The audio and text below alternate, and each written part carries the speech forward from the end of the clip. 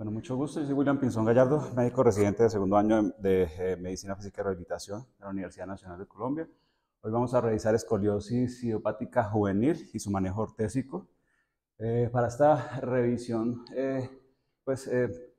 yo pues tomé el libro de escoliosis idiopática del doctor Peter Newton, el texto de Scrooge de escoliosis y otras deformidades espinales, y hice una revisión en las principales bases de datos, principalmente GenBase y PubMed. Utilicé términos mesh como idiopático, escoliosis, brace, y utilicé pues el booleano NOT para descartar palabras como adolescente y quirúrgicos. Utilicé esos encabezados como diagnóstico, epidemiología, fisiopatología, rehabilitación, y también pues utilicé términos no mesh como inicio temprano o juvenil. Hay que tener en cuenta que la escoliosis idiopática juvenil es incluso cerca de 100 veces, o tiene una prevalencia 100 veces menor a la escoliosis idiopática del adolescente, y por eso pues la bibliografía es algo escasa. Entonces, aparte pues utilicé el filtro de los últimos 10 años, entonces buscando incluso dentro de los ensayos clínicos que están en curso, vemos que no hay muchos estudios ahorita en los Estados Unidos, usando estos términos, encontré solo 3 estudios en curso. Entonces, primero, para contextualizarnos un poco, hay que recordar los términos o varias definiciones. Recordar pues que la escoliosis es aquella deformidad tridimensional que se caracteriza por tener una curvatura lateral mayor a 10 grados y un componente rotacional. Es importante tener en cuenta pues, que aquellas que tienen una curvatura menor a 10 grados y son visibles clínicamente o a la inspección se deben considerar como asimetrías espinales, y cuando como tal estas no poseen un componente rotacional, dado como vamos a ver más adelante por el test de Adams o por la escoliometría, generalmente lo suelen llamar como una actitud escoliótica. El grupo juvenil es básicamente el grupo de pacientes que se encuentran entre los 4 y los 10 años de edad, y como vamos a ver es una división que tiene implicaciones fisiopatológicas e incluso que tienen impacto en el curso natural de la enfermedad, y es una enfermedad como tal de descarte. Entonces, hasta ahora no se ha encontrado como tal una causa asociado pues a esto. Incluso hay múltiples hipótesis, las principales se enfocan a nivel metabólico, genético y biomecánico.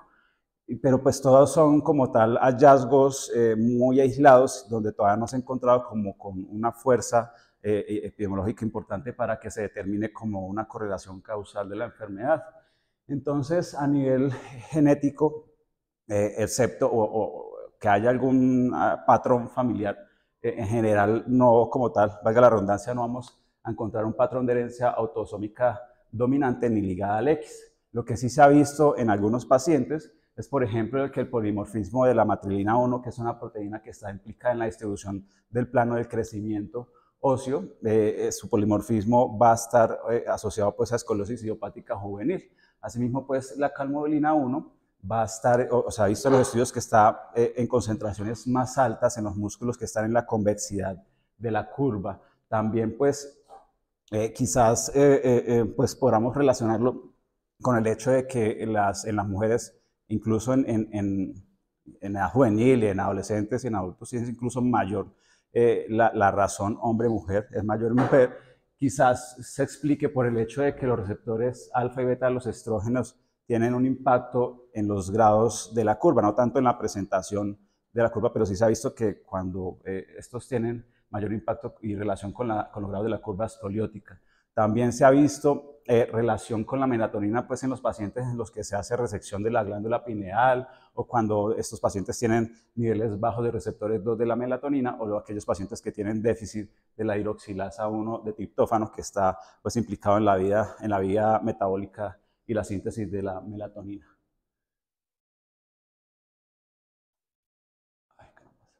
Bueno, entonces es importante,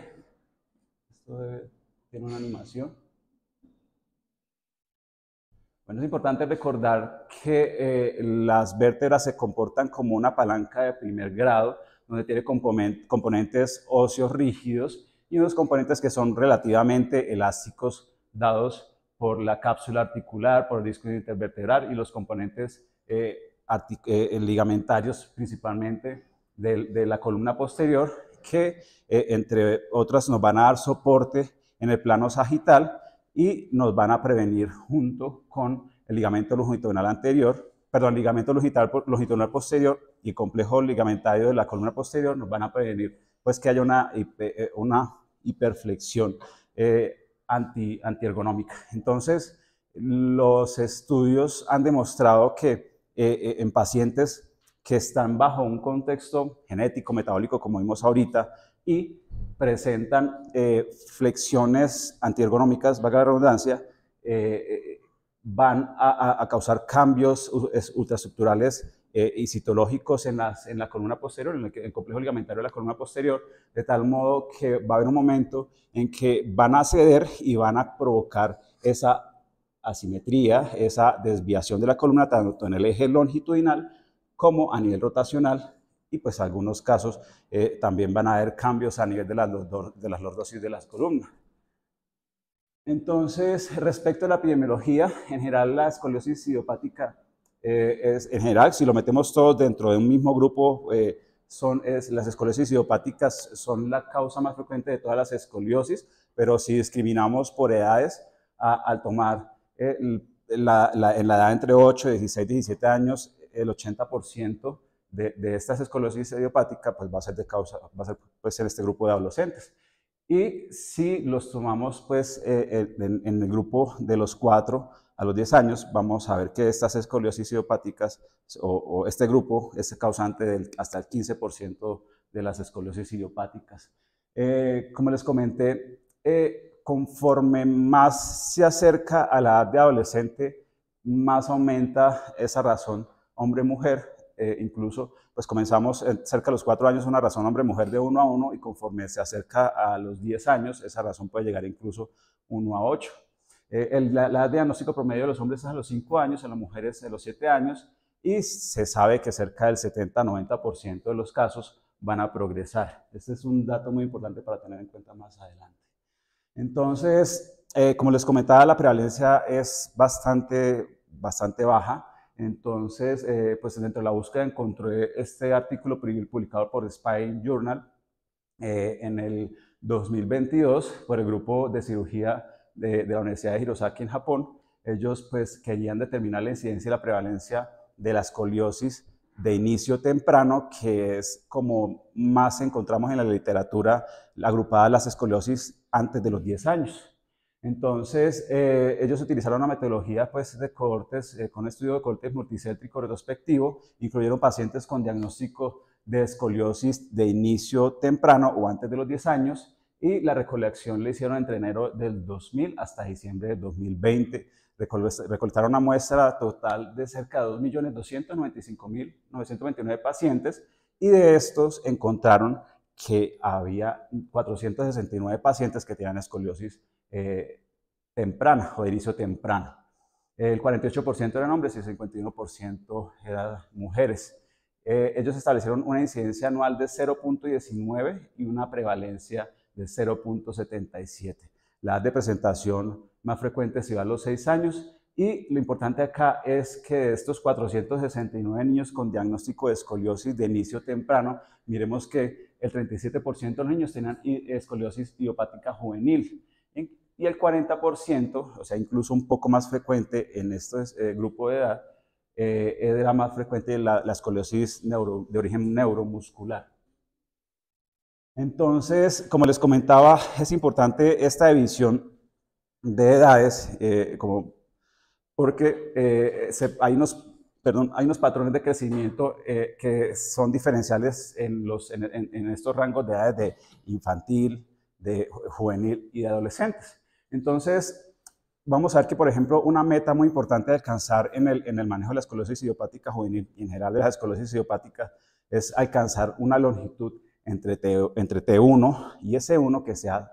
de 22 o mayor a 22 centímetros. Entonces, se ha visto que en la edad infantil, o sea, entre los 2 y los 3, o sea, antes de los 4 años, el crecimiento de esta distancia entre T1 y S1 va a ser de 2 centímetros por año. Este se considera que es el primer brote de crecimiento.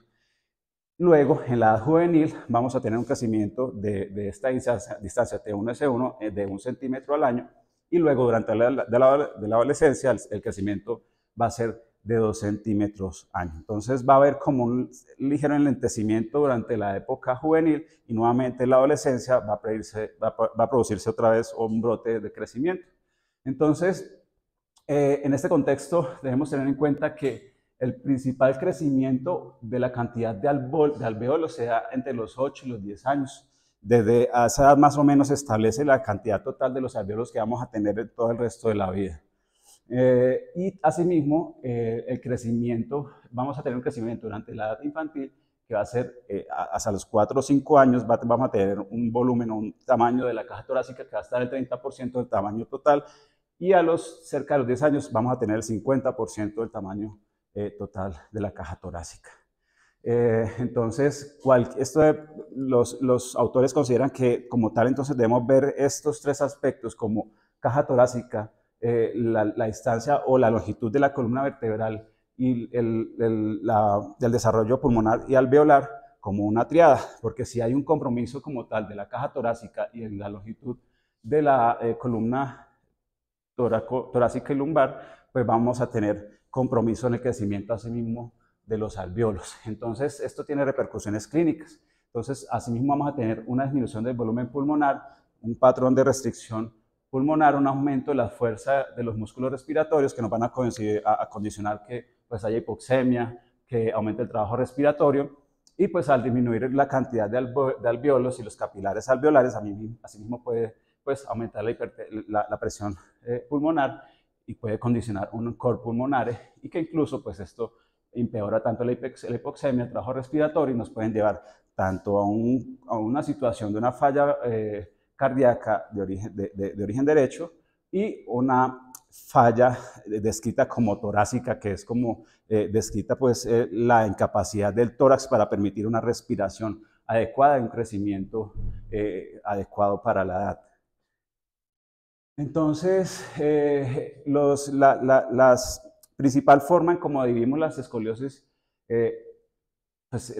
están como pues idiopáticas, congénitas, neuromusculares y traumáticas. Es la principal forma de clasificarlos. Las idiopáticas en general, como les comenté, es la principal causa en términos generales en toda la edad, pero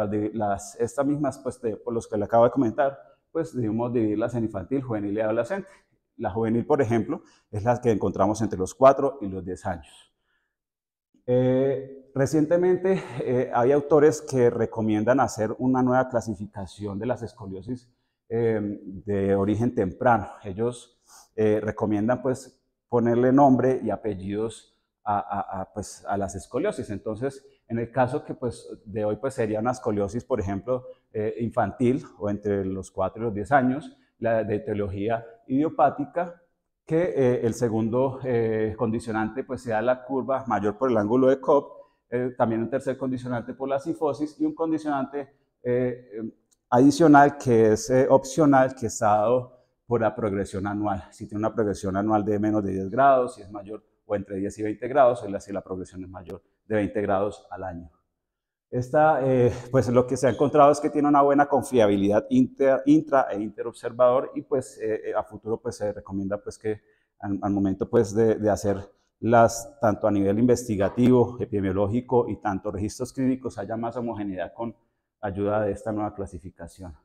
Entonces, respecto a la clínica, es importante tener en cuenta que la mayoría de los casos, o en general las escoliosis idiopáticas, y pues en este caso la juvenil es asintomática, la mayoría de las veces es diagnosticado por el entorno del paciente o porque es en una revisión médica o una imagenología se encuentra pues el desbalance y la asimetría. Cuando presenta síntomas, o hay que pensar o en otras causas o en que pues ya hay progresión de la enfermedad. Por ejemplo, cuando ya tiene ya hay una curva mayor en el ángulo de Cobb mayor de 40 grados, se puede asociar a una enfermedad o síntomas de una enfermedad pulmonar obstructiva. Mayor de 70 grados puede incluso llevar a un patrón restrictivo o un corte toracógeno, como le explicaba ahorita, de origen derecho, o una insuficiencia torácica. Entonces, en la historia clínica debemos enfocarlo y preguntarle al paciente y o a su entorno familiar en qué edad comenzaron a notar la deformidad, si está aumentado, si tiene síntomas como dolor que sea limitante, que interrumpe el sueño, no sé, con analgesia, pues estas son, nos vamos a orientar pues a causas, a otras causas. También si hay síntomas como debilidad muscular, si hay cefalea, si hay dolor cervical, si hay intestino o vejiga neurogénica que nos van a orientar a una causa neuromuscular. También debemos averiguar si tiene síntomas de descompensación tanto cardíaca como pulmonar, entonces mira si, o preguntar si tiene disnea, ortopnea, disnea paroxística nocturna, si presenta edemas. En los antecedentes, pues obviamente averiguar si tiene alguna, o el antecedente de alguna noxa perinatal, o averiguar cómo ha sido el neurodesarrollo del niño, pues preguntar si tiene antecedentes de fracturas o infecciones que nos condicionan una discrepancia ósea y pues mirar si el niño tiene algún antecedente familiar de escoliosis que nos ayuden a dirigir el estudio hacia una causa genética. Bueno, en el examen físico es importante, o hay varias maniobras, como por ejemplo la maniobra de la plomada, con la que vamos a ver tanto la magnitud como el patrón de las curvas, vamos a ver la localización de las curvas, el número de curvas, debemos mirar si hay asimetría a nivel de la cintura escapular y la cintura pélvica, revisar las asimetrías en los ángulos del pliegue, si hay deformidades a nivel torácico. Importante pues hacer el test de Adams o el test de la reverencia, que básicamente es pedirle al paciente que trate de tocar sus pies. Este nos va a dar el compromiso o nos va a dar una imagen o una perspectiva del compromiso rotacional que tenga el paciente. Entonces, ya pues para objetivarlo podemos usar el escoliómetro, que incluso pues ya hay aplicaciones de celular con la que uno pues las puede descargar y medirle las curvas. Y un escoliómetro que tenga más de 5 grados se asocian con curvas de 10 grados y las que tienen más de 7 grados o 7 grados como menos tienen, al menos tienen una curva de 20 grados en el ángulo de Cobb. Entonces, recordar, o es importante saber que el test de Adams es más sensible conforme pues, mayor sea el compromiso del ángulo de Cobb. Entonces, incluso pues, cuando el ángulo de Cobb es mayor del 20%, vamos a alcanzar sensibilidades cerca de 92 hasta el 100% y especificidades que varían entre 60 y 91%, pero pues también está ese rango en las escoliosis leves, o sea, entre 10 y 19 grados, en que pues no tenemos una confiabilidad total. Entonces, pues es importante pues, guiarnos por el entorno y las ayudas imagenológicas que como tal es el gol estándar en el diagnóstico, prácticamente la radiografía es el gol estándar en el diagnóstico de las escoliosis. En el examen físico es importante ver si el paciente presenta anormalidades sobre la piel que recubre pues, la vértebra, la columna vertebral, si hay asimetrías, o ver si hay hoyuelos, si presentan lo que llaman pues, mechones que nos puedan orientar de pronto a una causa como el disrafismo espinal, ver si presentan manchas café con leche, si presenta fibromas, si hay máculas hiperpigmentadas en la axila que nos pueden guiar pues, a una neurofibromatosis, ver si hay hiperlaxitud a nivel de las articulaciones, si hay hiperlaxitud en piel, si la envergadura de los miembros superiores es mayor a la talla del paciente, que pues nos podrían orientar a un síndrome de Marfano, un Ehlers-Danlos, ver en el examen físico si hay atrofia de músculos intrínsecos de la mano, si hay dismorfismos, si hay alteración del tono, el atrofismo de los reflejos musculotendinosos, la fuerza muscular, si hay presencia de reflejos patológicos, ver si hay restricción de los arcos articulares pues, que nos puedan guiar hacia una causa neuromuscular que como vimos es incluso en este grupo de edad un poco más frecuente que las idiopáticas. Y pues ver si hay signos de discrepancia como asimetrías en las crestas ilíacas o también ver si hay alteraciones rotacionales de los miembros inferiores.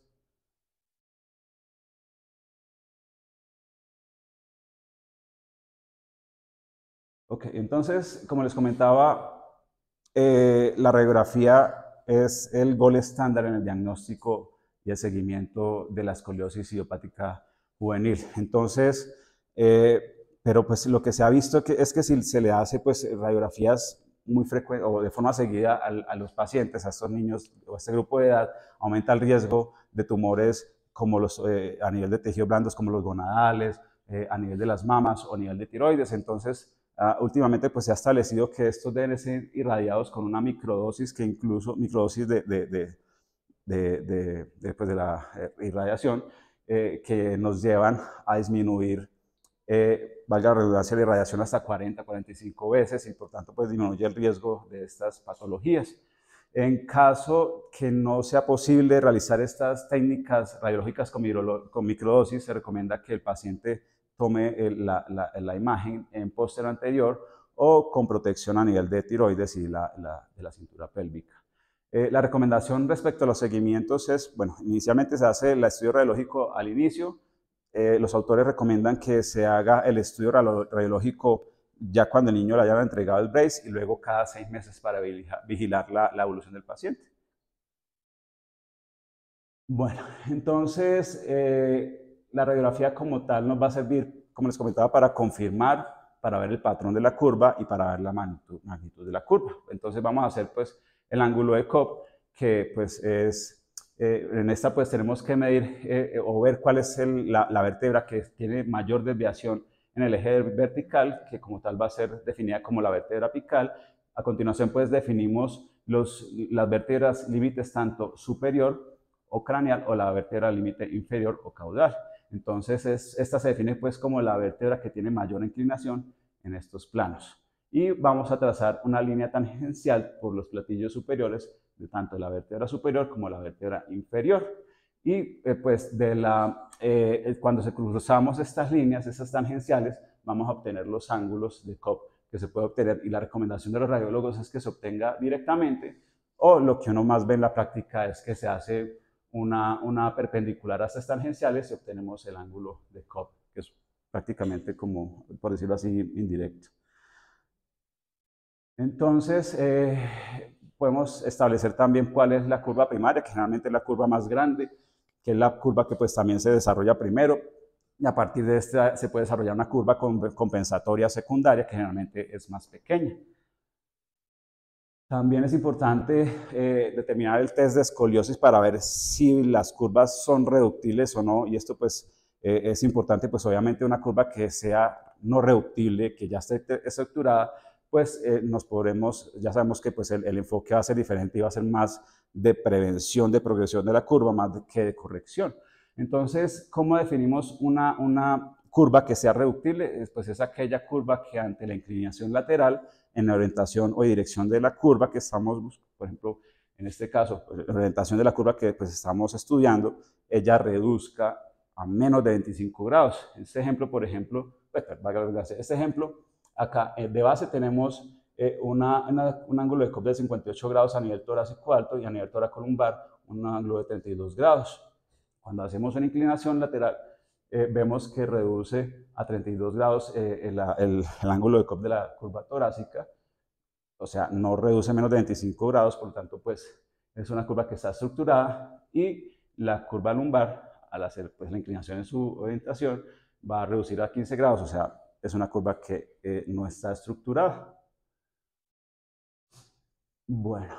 también es importante evaluar el grado de rotación. Recordemos pues que no es como tal solamente la deformidad en el plano coronal, también para que sea definido como tal escoliosis, la mayoría de las veces tiene también un componente rotacional. Utilizamos el índice de Nash y Moe, que básicamente pues trazamos 6 líneas o 3 líneas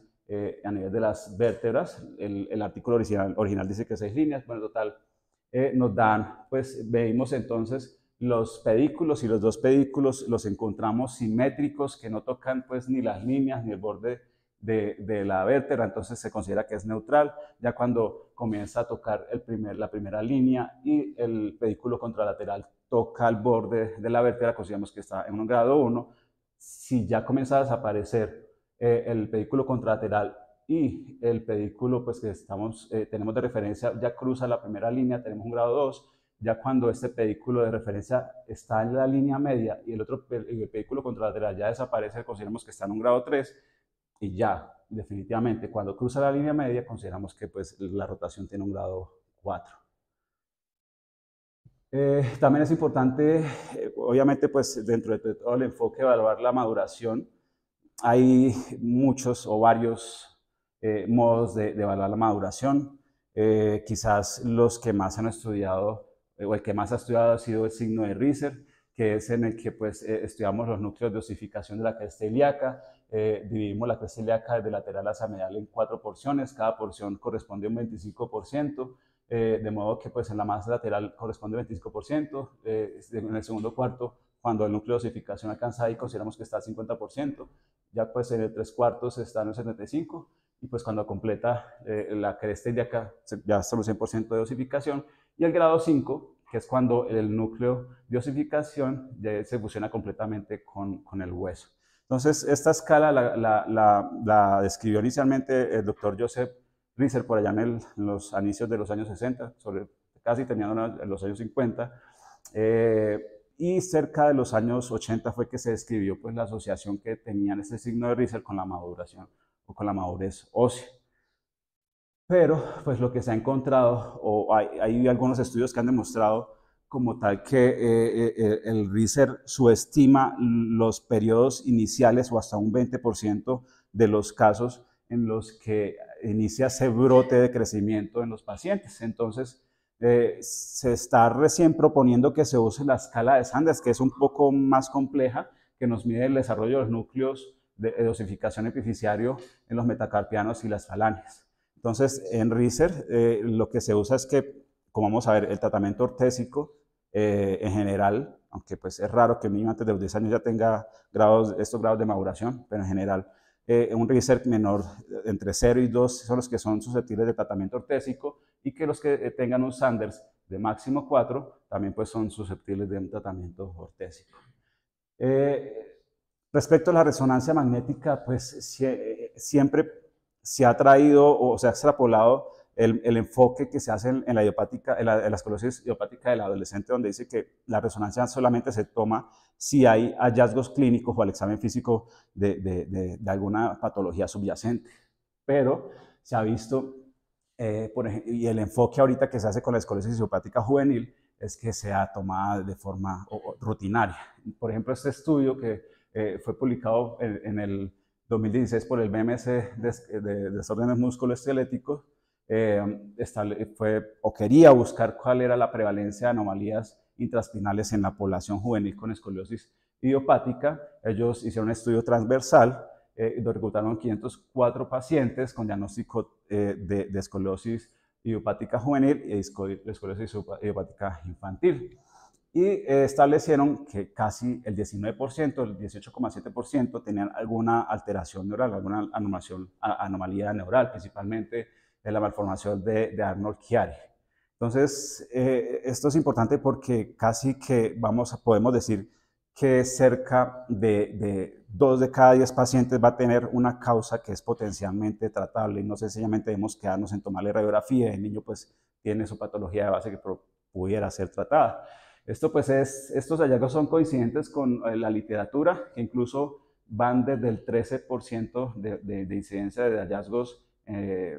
de anomalías estructurales en el sistema nervioso central en pacientes con escoliosis o tildados inicialmente como escoliosis idiopática juvenil, hasta casos o estudios que hasta un 26% demostraron que tenían estas alteraciones. Entonces, en el tratamiento, ¿cuáles son las metas? Lo principal es lograr, como les comentaba, lograr un máximo de crecimiento de la columna vertebral. La meta con la que se ha establecido que se previenen todas estas complicaciones de la deformidad y compromiso pulmonar y toracógeno y cardiovascular es de 22 centímetros en la talla o en la distancia entre la vértebra T1 y S1. Y pues con esto vamos a disminuir las hospitalizaciones, vamos a optimizar el crecimiento de la función pulmonar, vamos también a maximizar la flexibilidad. Entonces, el enfoque actual de la escoliosis idiopática juvenil depende de los grados de ángulo de Cobb. En el caso, por ejemplo, en que nos encontremos con un ángulo de Cobb entre 20 y 40 grados, aunque, pues, como les comentaba, es raro que un niño antes de los 10 años pues, ya tenga maduración ósea, debemos pedir pues, también estas pruebas de maduración ósea para tener un punto de partida y hacer el test de escoliosis Ya les voy a explicar por qué. Entonces, entre 20 y 40 grados se beneficia de órtesis, siempre acompañado de un plan de rehabilitación y un seguimiento cada 6 meses. Hay una zona gris que es entre los 40 y 50 grados. A partir de los 40 grados en la esclerosis idiopática adolescente ya se considera que es de manejo quirúrgico, pero lo que se ha visto en los estudios en la esclerosis idiopática juvenil es que estos niños incluso se pueden llegar a beneficiar del uso de órtesis solo si en el test de escoliosis demuestran que tiene una columna que reduce. Si la columna no reduce, ya debemos ir directamente a cirugía. Y pues cuando las curvas son mayores de 50 grados, pues ya se debe pensar en cirugía. Entonces, respecto al manejo ortésico, que es el tema de hoy, entonces hay múltiples opciones, unas que ya pues, son muy antiguas. Lo que debemos tener en cuenta es la comodidad del paciente, la estética y pues el beneficio que podemos esperar de las órtesis por todos estos variables que recién les comenté. Entonces, por ejemplo, Milwaukee, o la órtesis de Milwaukee, es quizás de las más antiguas.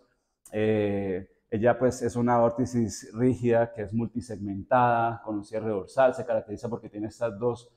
varillas a nivel posterior y una a nivel anterior, tiene una cesta pélvica que soporta estas varillas y tenemos unas placas que nos van a ejercer este mecanismo de corrección de 3 puntos. Entonces, nos dan como tal una corrección tanto a nivel sagital y frontal. Antes, las primeras órtesis de Milwaukee tenían un componente cervical que daban o que buscaban que tuvieran un efecto de lenguación de la columna vertebral, pero lo que se vio era que tenían más efectos en maloclusión y pues provocaba dolor en el maxilar, por lo que finalmente se decidió suspender este anillo cervical. Entonces, ella pues es útil cuando tenemos una escoliosis con un apex a nivel torácico alto, por encima de T8, su uso pues debe ser permanente, pero pues tiene el tema que pues es muy voluminosa e incómoda y los pacientes pues no tienen muy buena adherencia a este tipo de terapias. Entonces, también tenemos la opción de la órtesis de Boston, que también pues es una órtesis rígida unilaminar con un cierre posterior, hecha en termoplástico moldeado, que tiene pues unas líneas de corte que van por debajo de los brazos. Es fácil pues de poner, más cómoda para el paciente. Su mecanismo está dado también por el mecanismo de 3 puntos, donde dan una corrección que es a nivel de los ejes frontal y transverso. Y pues está indicada cuando tenemos una curva que es distal a T8 o incluso toracolumbar. Es más fácil, más cómoda que Milwaukee y pues tiene resultados o desempeño similar a Milwaukee, pero pues obviamente sin efecto a nivel torácico alto. También está la de Cheney, que también pues es una órtesis toracolumbosaca rígida, que es unilaminar, con un cierre a nivel ventral, tiene mecanismo de corrección a los 3 ejes y además tiene un mecanismo de torsión que nos da pues una fuerza a nivel de las costillas en la jiba, de modo que nos dan un giro anterior del tórax, buscando pues corregir también ese componente rotacional y que busca también preservar, aparte de su diseño, busca preservar la lordosis para buscar pues una alineación fisiológica, a diferencia del Boston, que ellas pues son más rectas, porque se creía que esto producía una ligera diástasis de los pedículos y eso ayudaba a alinear la columna. Esta órtesis de Cheney está indicada también pues, en las curvas torácicas distales o toracolumbares, también es fácil de poner y tolerable. La de Lyoness también es una órtesis rígida, multisegmentada, también puede ser laminar, tiene un cierre ventral, puede ser adaptada pues, al género femenino, hecha a la medida del paciente, también con un mecanismo de fuerza de 3 puntos y nos dan una corrección tridimensional. Es importante pues que es hecha con termoplástico que va desde el maniubrio external hasta la pubis y por tanto pues tiene indicación o nos corrigen curvas tanto torácicas altas hasta niveles toracolumbo-sacros. La Providence y Charleston, que son las órtesis de uso nocturno, no hay estudios todavía en esclerosis idiopática juvenil, pero pues están los diseños, quizás a futuro tengamos resultados como en el caso de las escoliosis idiopáticas del adolescente, en las que los estudios ya comienzan a demostrar que seleccionando bien los pacientes pueden ser tan útiles como las de uso de 23 horas. Entonces, este estudio publicado en Spine Deformity en el 2018, que busca, pues es un estudio retrospectivo que buscaba determinar el rol de las órtesis en la escoliosis idiopática juvenil. Reclutó pacientes entre el año 1956 hasta 1999 con el diagnóstico de escoliosis idiopática juvenil que estuvieran en tratamiento con brace, que, o sea, que obviamente pues estuvieran en su ángulo de Cobb entre 25 y 40 grados, y se hizo seguimiento hasta la fase final de crecimiento dado por un RISER de 4 o mayor o 2 años post-menarquia, o que tuvieran una cirugía correctora que sea, pues, como les comentaba antes, cuando tenía mayor de 45 grados. Entonces, estudiaron como tal los brace de Milwaukee en las curvas torácicas altas y el resto de las órtesis toracolumosacras en las curvas torácicas bajas. Ellos reclutaron 125 pacientes. De estos 125 pacientes en la edad juvenil, 67 pacientes entraron directamente a manejo ortésico y 58 pacientes quedaron en observación. De estos 58 pacientes progresaron dentro de la época juvenil y tuvieron indicación de brace, y el resto, los 32 pacientes, siguieron su evolución y finalmente recibieron tratamiento con brace en la edad de adolescencia. De tal forma que estos 125 pacientes, de estos 125,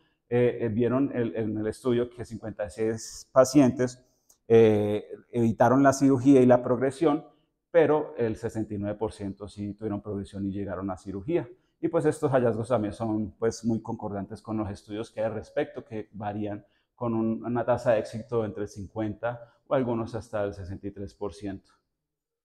En conclusión, pues es clave la identificación temprana para prevenir que estas curvas se tornen rígidas y hayan complicaciones y a nivel cardiopulmonar. Las guías y la literatura dice que las órtesis deben ser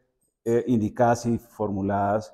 y deben ser supervisadas por personal altamente calificado, que pues esto se asocia a mejores desenlaces y